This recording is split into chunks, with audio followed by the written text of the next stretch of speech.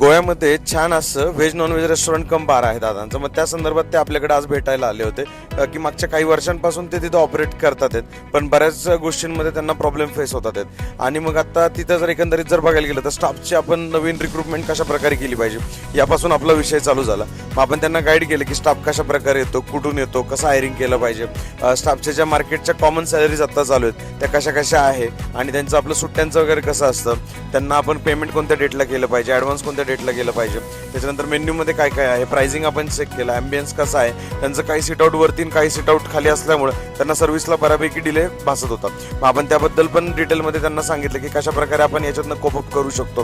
त्याच्यानंतर जर बघायला गेलं तर त्यांच्याकडे मागं खूप सारे स्पेस ॲडिशनल अवेलेबल होता. मग तिथं आपल्याला कशा प्रकारे बिझनेस ग्रो करता येईल, मग अशा काही आपण त्यांना आयडियाज वर्कआउट करून दिल्या की जेणेकरून त्यांना एक 3 ते 4 लाखांचा प्रॉफिट अजून दर महिन्याला होऊन जाईल.